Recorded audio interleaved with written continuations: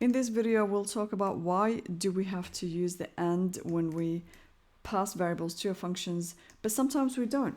So in this particular example, we've actually passed this value by reference.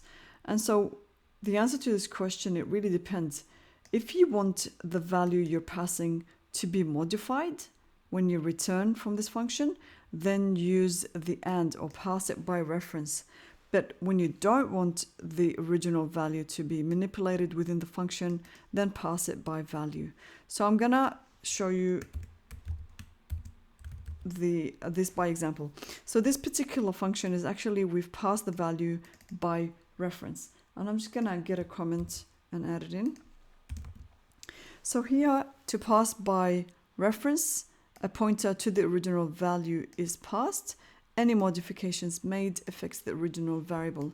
I'm gonna copy this same function again, and I'm gonna call it by value, and I'll show you what happens. And I'm also gonna add a comment that I've written beforehand.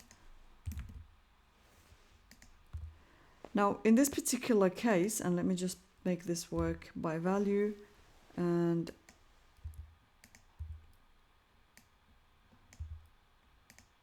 I'll just get rid of that comment because it doesn't make sense in this particular case. I'm also going to be passing this by value.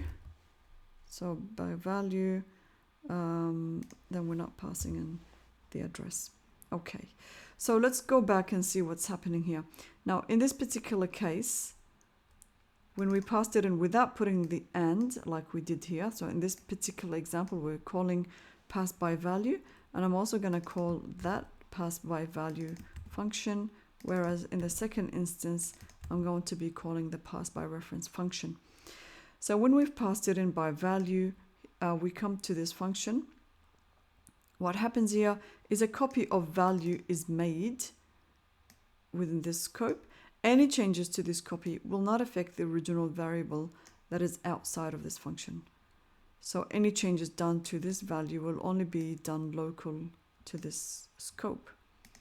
Whereas when we have passed in the address, here a pointer to the original value is actually passed, and any modifications made will actually happen on the original value that we passed.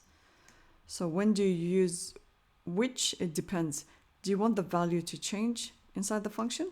Then pass by reference.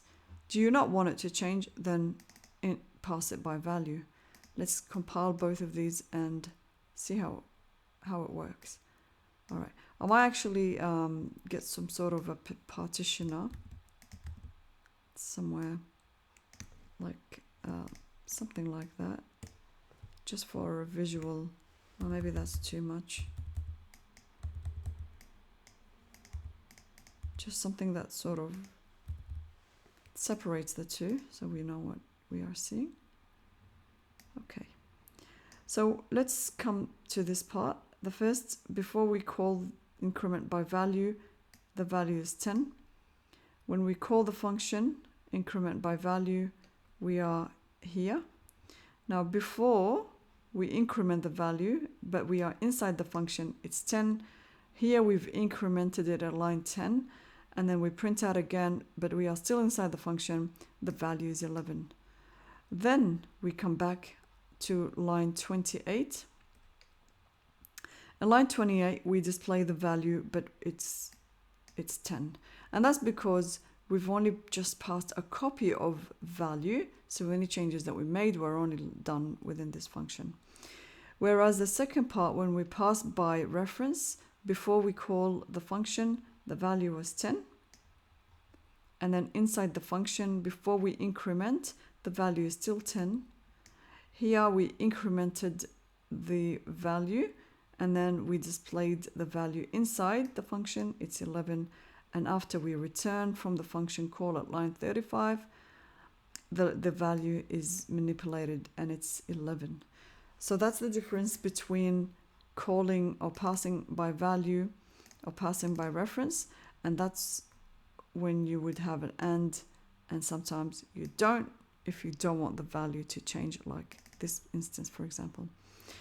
So for the demo purpose, we actually want the value to change, but for the demo, we had two versions. One is to increment by value and one is to increment by reference, just to show how they both operate. I hope this was helpful, and I'll see you in the future ones. Thank you.